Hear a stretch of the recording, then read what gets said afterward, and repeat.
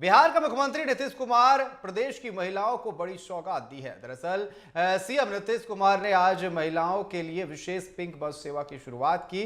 CM ने पटना स्थित एक अन्य मार्ग से इस योजना का उद्घाटन किया और पिंक बसों को हरी झंडी दिखाकर रवाना किया। यह सेवा बिहार राज्य पथ परिवहन निगम यानी कि BSRTC की ओर से संचालित की जाएगी और पहले चरण में आपको बता दें कुल 20 मिनी पिंक बसें चलाई जाएंगी। इस बात की जानकारी देते हुए परिवहन मंत्री शीला कुमारी ने कहा कि यह सेवा महिलाओं को एक सुरक्षित और भरोसेमंद यात्रा का विकल्प देगी।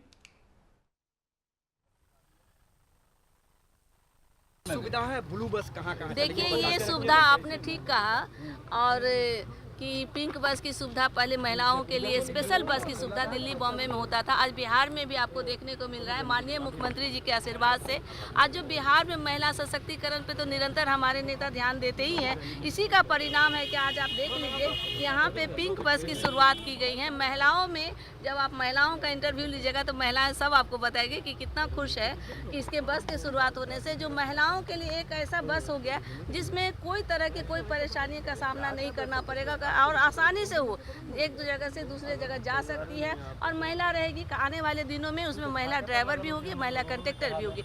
अभी उस सब का हम लोग ट्रेनिंग करवा रहे हैं तो जल्दी वो भी हो जाएगा।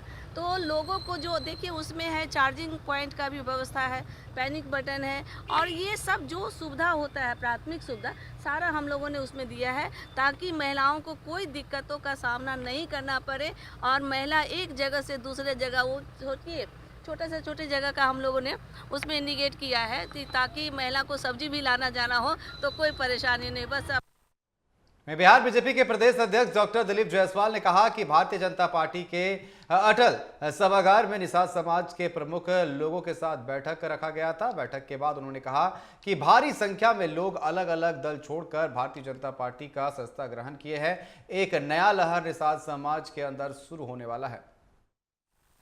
आज भारतीय जनता पार्टी के अटल सभागार में निषाद समाज का प्रमुख लोगों का बैठक रखा गया था और प्रत्येक जिला से जो निषाद समाज के प्रमुख लोग हैं वो लोग आज इस बैठक में शामिल हुए थे। भारत सरकार के केंद्रीय राज्य मंत्री डॉक्टर राजभूषण निषाद जी, बिहार सरकार के कैबिनेट मिनिस्टर भाई हमारे श्री हरि सहनी जी और हमारे सभी पूर्व मंत्री, पूर्व विधायक और सभी लोग आज यहाँ पर जमा हुए थे और भारी संख्या में लोगों ने अलग अलग दल छोड़कर आज भारतीय जनता पार्टी का सदस्यता लिया है और एक नया लहर शुरू होने वाला है निषाद समाज के अंदर। अब निषाद समाज कोई बंबई से आया हुआ नेता का झोला नहीं ढोएगा। निषाद समाज जग चुका है और आने वाले समाज में निषाद समाज अपना हक लेगा और भारतीय जनता पार्टी निषाद समाज के साथ खड़ा रहेगी। आज ये फैसला निषाद समाज ने। वहीं राहुल गांधी कल बिहार दौरे पर थे। दरभंगा में अंबेडकर छात्रावास में प्रशासन की तरफ से अनुमति नहीं मिलने के बावजूद भी राहुल गांधी वहां पर पहुंचे। उसके बाद प्रशासन की तरफ से FIR किया गया। इसको लेकर बिहार सरकार के मंत्री मदन सहनी ने कहा कि राहुल गांधी जहां जहां जाते हैं वहां कांग्रेस और गर्त में चली जाती है।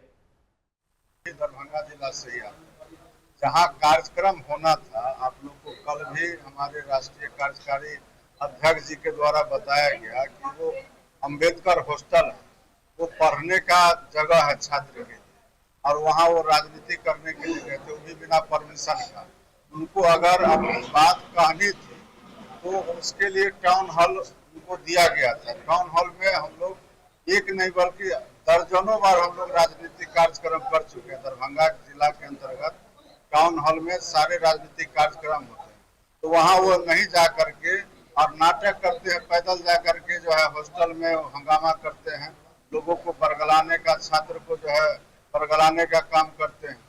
तो ये उनके लिए ड्रामा था और विपक्ष के नेता होने के नाते यहाँ जब आते हैं बिहार में या पटना या दरभंगा किसी जिला में तो हजारों लोग का रहना चाहिए।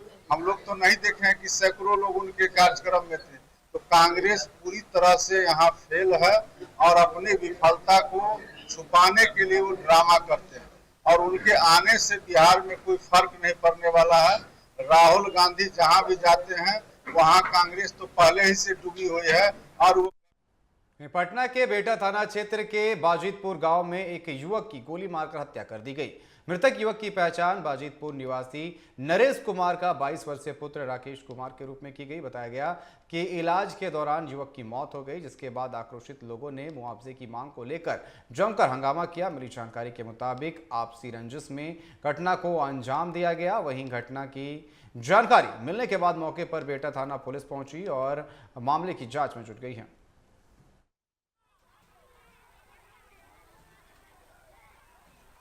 आज दिनांक 16/5/25 को लगभग 12:30 को सूचना मिली कि बाजितपुर गांव में एक व्यक्ति की गोली मार दी गई है। इस सूचना के सत्यापन आवश्यक कार्रवाई के लिए बाजितपुर गांव पहुंचा तो वहां पता चला कि राकेश कुमार उम्र लगभग 22 वर्ष पिता श्री नरेश कुमार को गोली मार के कुणाल कुमार सिंह के द्वारा जख्मी कर दिया। जख्मी स्थिति में NSIT हॉस्पिटल में लेके भर्ती कराया गया है। जब NSIT हॉस्पिटल पहुंचा गया तो देखा गया डॉक्टर के द्वारा इन्हें मृत घोषित कर दिया गया है। इसमें अब FSL की टीम को सूचित किया गया है तथा इसके पोस्टमार्टम एवं अग्रतर कार्रवाई की जा रही है। के लिए हमारे साथ पटना संवाददाता मृत्युंजय हमारे साथ जुड़ चुके हैं। मृत्युंजय, जिस तरीके से युवक की हत्या कर दी जाती है, लगातार विधि व्यवस्था पर सवाल उठ रहे हैं, प्रशासन क्या कर रही है? अपराधियों की गिरफ्तारी हो पाई या नहीं? मृत्युंजय, क्या मेरी आवाज आप तक पहुंच पा रही है? विधि व्यवस्था पर लगातार सवाल उठ रहे हैं, दिन दहाड़े गोली मार दी जा रही है।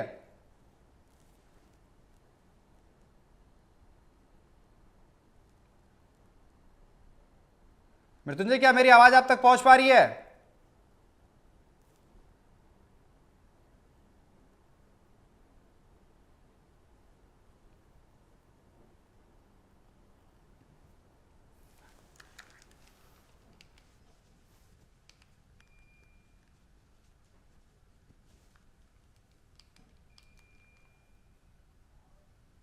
वहीं सीतामढ़ी जिला अस्पताल में कार्यरत नर्सिंग ऑफिसर आशीष शर्मा ने सोमवार अपने कमरे में आत्महत्या कर ली। इस घटना के विरोध में नवादा सदर अस्पताल में श्रद्धांजलि सभा का आयोजन किया गया। सभी कर्मचारियों का आरोप है कि अस्पताल प्रशासन द्वारा आशीष का मानसिक शोषण किया जा रहा था, इसी कारण उन्होंने यह कदम उठाया। दरअसल नवादा सदर अस्पताल में सभी नर्सिंग ऑफिसर्स ने 2 मिनट का मौन रखकर श्रद्धांजलि दी। वहीं all India registered nurses federation Bihar ने मामले की जांच और दोषियों पर कार्रवाई की मांग की है।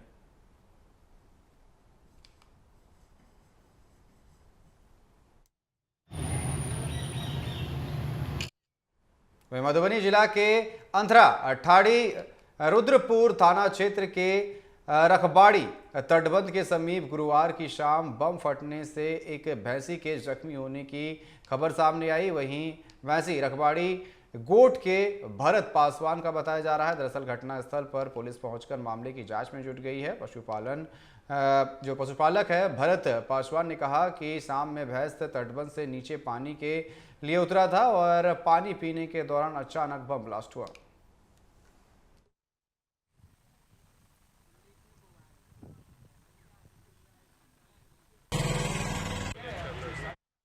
फिलहाल वक्त चला एक छोटे से ब्रेक का, जल्द होंगे हाजिर।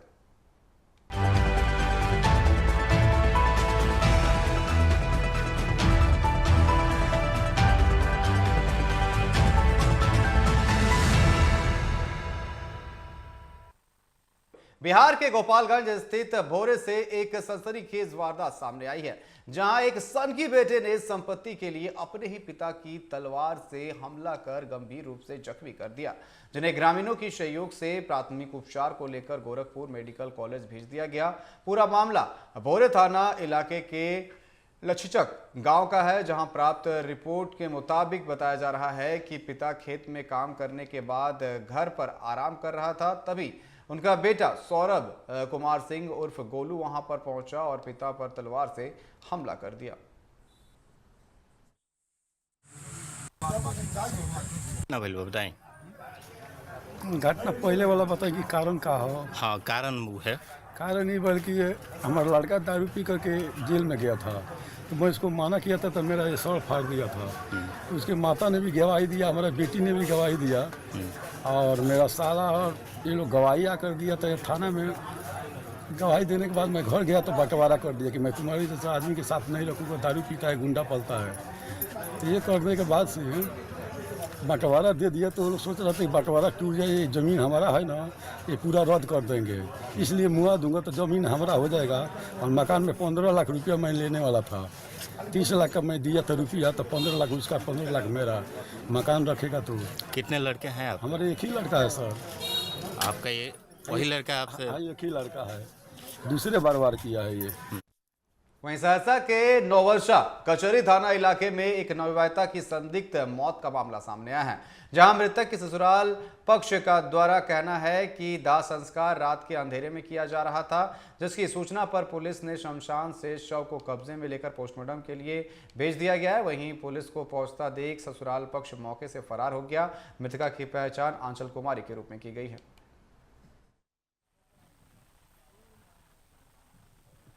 क्या पूरा मामला है, कैसे घटना हुई, क्या है पूरा मामला? मामला है सर, ये अमरपुर का है। वहाँ अपनी भतीजी का शादी किए थे 2024 में अप्रैल को।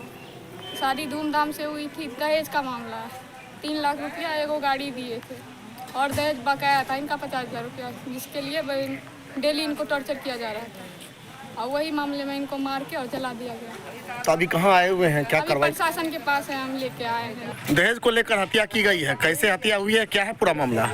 मामला ये है, जो अमरपुर में मिथिलेश ठाकुर जो पति था, वहाँ पे दहेज के उस चक्कर में दहेज के लेके मार दिया गया उसको, और जला के मार दिया गया। वहाँ पे जो कि 3 लाख रुपए उनको दिया गया था और 50,000 रुपये जो कि बकाया था, और उस 50,000 को लेके टॉर्चर किया जाता था, मांगता था, और प्लस बाइक था। उसके बाद वहाँ उसको जला के। वहीं मुजफ्फरपुर में पेट्रोल पंप के पीछे मक्के की खेत से पुलिस ने युवक का शव बरामद किया।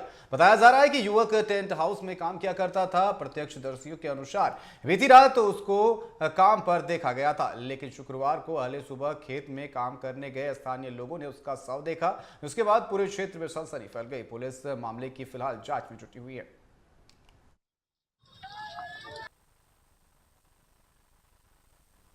यही जो परसों ये टेंट हाउस में काम करने जा रहे थे और 2 दिन आया नहीं है, और आज देखे जो मकई के खेत में लाश बिगा हुआ था। अच्छा, कौन है वो? भाई है चचेरा। क्या नाम हुआ उनका? सोनू दास। उम्र क्या रहा होगा? वो 35। अच्छा, तो मकई के खेत में 100 मिला है। आखिरी बार कब देखा गया था उनको? आखिरी बार कब देखा गया था? आखिरी बार कल शाम को काम कर रहा था, कल शाम को देखा, लोग काम कर रहा था। अच्छा। 8:30 बजे ग्रामीणों द्वारा सूचना मिला कि एक पानापुर स्थित पेट्रोल पंप के पीछे एक व्यक्ति का मक्के के खेत में शव पड़ा हुआ है, जिसमें हत्या की लोग परिजन हत्या की शंका जता रहे हैं। जिसके बाद हम लोग वहाँ पहुँच के घटनास्थल निरीक्षण किए। एफएसएल टीम को भी सूचना दिया गया। एफएसएल टीम आगे विजिट की, पोस्टमार्टम के लिए डेड बॉडी को भेज दिया गया। जैसा होगा अग्रिम कार्रवाई आवेदन मिलने में कार्रवाई की जाए। प्रथम दृष्टया परिजन हत्या, मारपीट की हत्या करने की शंका जता रहे हैं, और विशेष पोस्टमार्टम रिपोर्ट वगैरह जाँच करने के बाद ही पता चल पाएगा। क्या नाम है? मृतक का नाम सोनू नाम है, पानापुर का ही निवासी है। पोस्टमार्टम के लिए भेज दिया? पोस्टमार्टम के लिए शव को भेज दिया गया। FSL team. वहीं बीजेपी की तिरंगा यात्रा पर बवाल जारी है। अब इसी क्रम में कटिहार में सांसद तारिक अनवर ने बीजेपी पर निशाना साधा। उन्होंने कहा कि भारतीय जनता पार्टी हर चीज को कैश करना चाहती है। जो श्रेय देश की सेना को जाना चाहिए, उसे भी प्रधानमंत्री नरेंद्र मोदी और उनकी सरकार लेना चाहती है। वहीं पिछली बार 2019 में भी उन्होंने यही काम किया था। इसको कैश कराना चाहती है। जो जिसका श्रेय हमारी सेना को जाना चाहिए, उसका भी श्रेय हमारे प्रधानमंत्री लेना चाहते हैं। पिछली बार भी 2019 में भी उन्होंने यही काम किया और अभी भी यही कर रहे हैं।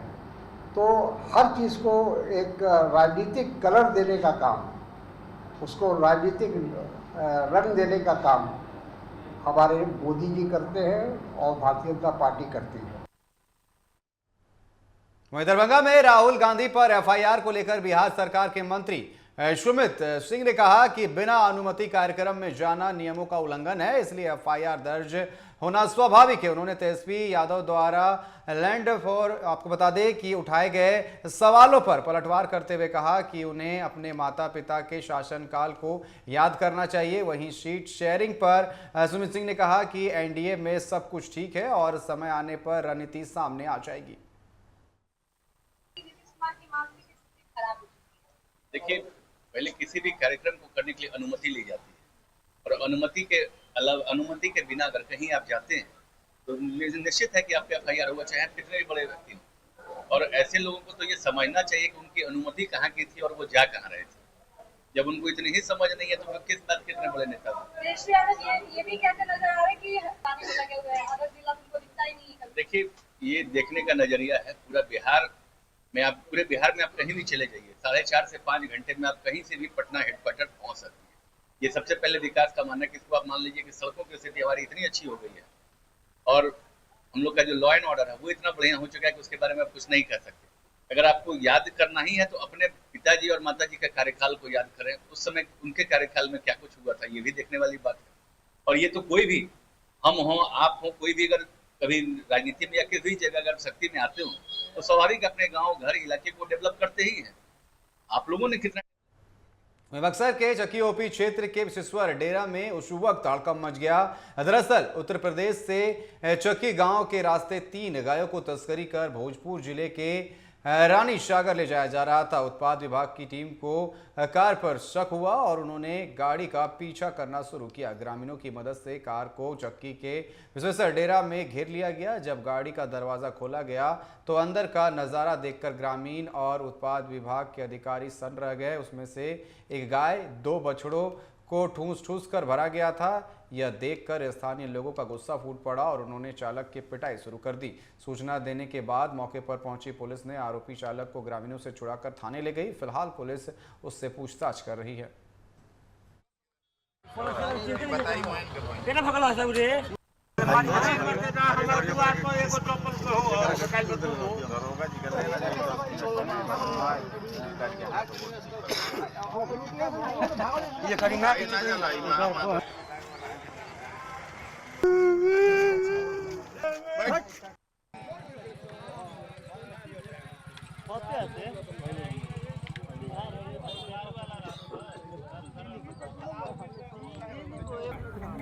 और नीतीश कैबिनेट की बैठक खत्म हो गई है। आपको बता दें कि 69 एजेंडों पर मुहर लगी है। तो बड़ी खबर, नीतीश कैबिनेट की बैठक संपन्न हो गई। इस वक्त की बड़ी खबर हम आपको बता रहे हैं, 69 एजेंडों पर मुहर लगी है और कई महत्वपूर्ण एजेंडे जो है इसमें शामिल है। तो आपको बता दें कि सीएम नीतीश कुमार की अध्यक्षता में यह बैठक चल रही थी, अब बैठक जो है वो खत्म हो चुकी है। तो बड़ी खबर आपको हम बता दें, नीतीश कैबिनेट की आज महत्वपूर्ण बैठक, नीतीश कैबिनेट की बैठक जो है वो खत्म हो गई है। और आपको बता दें कि बैठक में कुल 69 एजेंडों पर लगी है मुहर।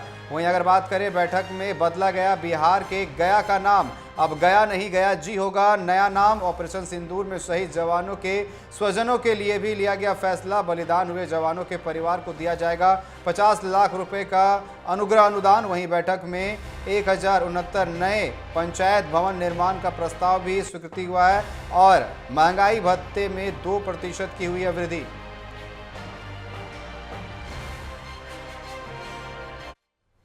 वहीं सीतामढ़ी के रून्नी सेतपुर थाना क्षेत्र के रून्नी गांव में एक अजीबोगरीब मामला सामने आया, जहां महज 250 रुपए के लिए एक अधेड़ की पीट कर हत्या कर दी गई।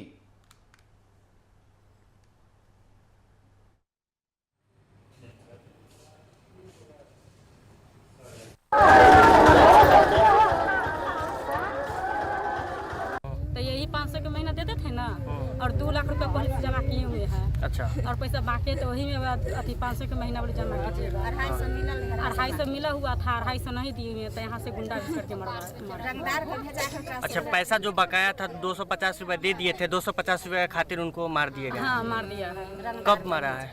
कल 4 बजे के समय पीट पाट दिया वहाँ पर गुंडा भेज करके, रंगदारी करके। और जब 500 200 रुपया और यहाँ पर देने के लिए आए ना, बुलवाएं, जब बुलवा उसको जो हम यहाँ पर पैसा लेंगे, यहाँ पर आए बस इनको यहाँ पर ऐसा नहीं इस पर मारा पीठ में कि दर्द होने लगा था। क्या बोला, अरे तुमको बच्चा है, तुम औरत है, इससे तुमको बच्चा है, से दर्द होता है। पेट में मार करके तब अथी कर दिया। परिजन को कब पता चला? यहाँ से गए रोते कांते गए ना, यहाँ से कैसे हूँ यहाँ से भागे जान बचा करके, तो राते से सैदपुर हॉस्पिटल में था और वहाँ से पता ना लेकर जा रहे थे, रेफर कर दिए ना, तो मुजफ्फरपुर जा रहे थे तो मेडिकल के लिए रेफर कर दिया गया था। तो रास्ते में ही आज 12:30 में उनको प्राण छूट गया। उनको किसी के द्वारा कल काफ़ी मारपीट की गई थी जिसमें वो जख्मी हो गए थे और इलाज के दौरान उनकी मृत्यु हो गई। उनके जो परिजन थे, उनके जो गांव के स्थानीय लोग थे, उनके द्वारा जो है उनके शव को लेकर जिन लोगों के ऊपर उनको शक शंका थी उन लोगों के यहाँ लाया गया। पुलिस यहाँ पर त्वरित कार्रवाई करते हुए जो है यहाँ पर हम लोग आए हैं। अभी फ़िलहाल हम लोग FSL की टीम को भी बुलवा रहे हैं और जो भी वैधानिक प्रोविजंस है उसके तहत कार्रवाई कर रहे हैं। जो व्यक्ति हैं जिन पे इन लोग फ़िलहाल अभी लांछन लगा रहे हैं वो एट लार्ज हैं। एक और व्यक्ति से हम लोग अभी पूछताछ वगैरह कर रहे हैं। जो उनके परिजन हैं उनके द्वारा जैसे आवेदन प्रेषित की जाएगी उसके हिसाब से हम लोग को अग्रिम कार्रवाई करेंगे। सर परिजन बता रहे हैं कि पैसे